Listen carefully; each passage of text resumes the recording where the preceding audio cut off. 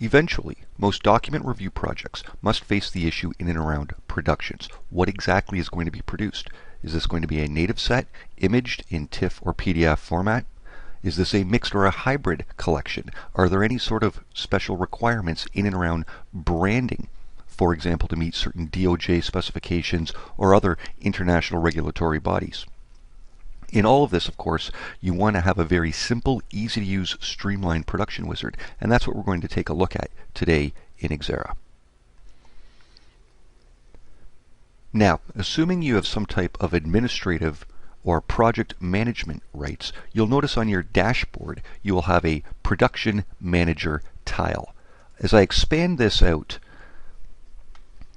we'll see we have a listing of all existing productions, and we can filter and search on any of those. And down towards the bottom of the wizard, we happen to have the new tab that allows me to come in and create new productions or production templates in case you want to carry over the same production settings from project to project. This will also carry across various databases, etc. So walk through the wizard today. We're going to see we can apply at this stage an existing template as well. We simply have to give a name to our production. You can write in a description, and all productions are tied back to a matter ID, for example. At this stage, we'll choose the documents we wish to produce, whether or not we're sending this out through the entire database or from a specific folder. For example, the entire database can be used because even though this is the production manager or wizard, essentially it's a way to simply get data out of the system, whether or not it is a formalized production set or simply some type of an export we're wishing to use. We have the ability to include various groups of documents. For example, if you're using XERA's document groups feature inside of the database, attaching email and their attachments together or near dupes, etc. And you can use this to pre-sort your documents at this stage here. As we scroll through, the next screen deals with the content of our production. Exactly what are we going to be producing? We simply choose any of our native or imaged fields from our database. In this case, I'm going to grab natives, choose the format we want those to go in, original format, for example, or we'll see the options are variations on PDFs, TIFFs, multi-page TIFFs, PNG and JPEG files. In this case, for instance, I'm going to simply take my natives originally, especially if they exist in a certain subfolder, for example. At this stage, I'm also going to say I need my natives produced out, for example, as multi-page TIFFs. I can also adjust the quality of that TIFF. In this case, I'm just going to say, hey, why not? Let's make it color. And we can adjust alternate specific folders or subfolders that they may be located in. So it gives us a tremendous amount of flexibility in one fell swoop to identify exactly how we want those documents to come out. Image all of them, for example, except if they're in this subfolder, make sure they come out as natives, etc. We can also pick and choose where we wish to locate and indicate if there are any errors to the production set. For example, in case you happen to have an error that comes in for an invalid record action, skip it, generate an error image, or stop the production with the error, etc. And conveniently, we'll locate those documents in a specific errors folder for you.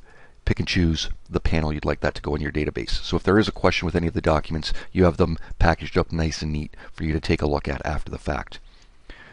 Next screen gives us the ability to identify the numbers for this. So we're going to use the original base numbers on here, use a base value, create new numbers from a previous production. So if you're rolling productions over through a database, you'll notice here in this particular data set with the documents I'm pulling in, I have my little message that says, hey, there really are no matching past productions, or continue my numbers from my previous production set. You could also create custom numbering, and as well, all of these you have the option to write them right back to fields within the database. So it makes it very easy and convenient to keep all the various productions and production versions of certain documents right there in the database for easy comparison as you walk throughout. we scroll through the wizard, we have the ability to create slip sheets.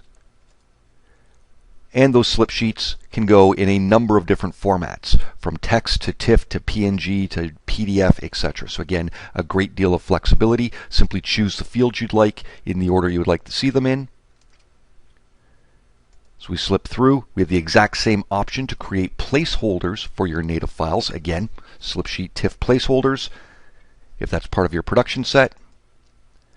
And then, of course, the ability to also generate a delimited file to go along with this. A nice little load file, and you can pick the delimiter type with special formatting to go with it. As we scroll through, we happen to have the header and footer management screen. Of course, since we're bringing out multi-page TIFFs with this, we have up to 6 areas to choose where we would like to place our headers and footers.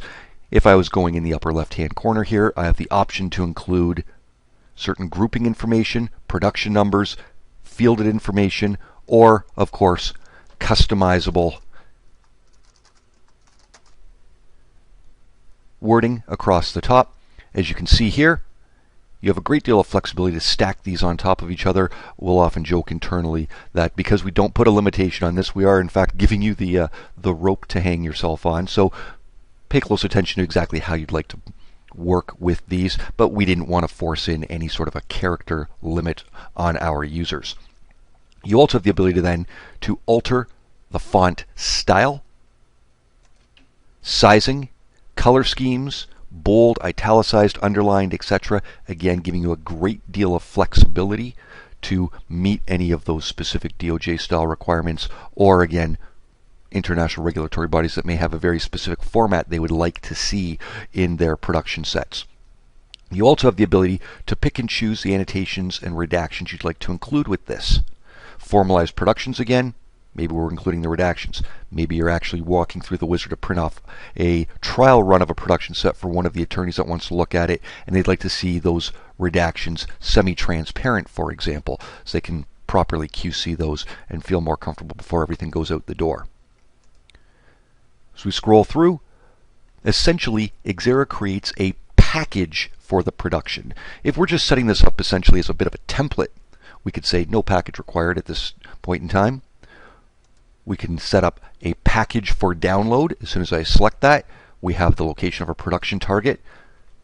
With XERA, you can set up different production location targets on your network. So depending on the client, who the attorneys are, the group that's making use of this, they may have their own situation or their own area. Again, one XERA system can point out to multiple locations. They can attach a little volume name here. And if you want to package this up for media, what formatting will that come out to? CDs, DVD, Blu-ray, custom, etc. And essentially I swipe over one last time and it gives me a nice little summary as to what it is I'm looking to run. We can schedule these productions to go out on a certain date or time. So if your project manager is setting this up, you know production's going to go Thursday at 2 p.m. Eastern Time. You can set that up in place here.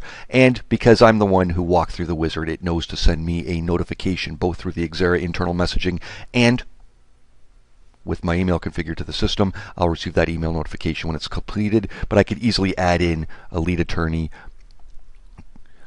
other folks that are important to the particular project that need to know that the production has been done to this listing in place here. I can either start to run this, or I can save this if I'm really running this as more of a template, or I wish to come back at it at a later date and time. Now, as we talk about working with productions, we should take a look at the output in that. So you can see here a folder from a previous production I've run, which was in fact a mixed hybrid collection set where I've got PDF images mixed in here with various slip sheets, the log files, Word documents in here, as well as TIFF documents as well. So those can be all located conveniently for you in a nice, easy to find folder.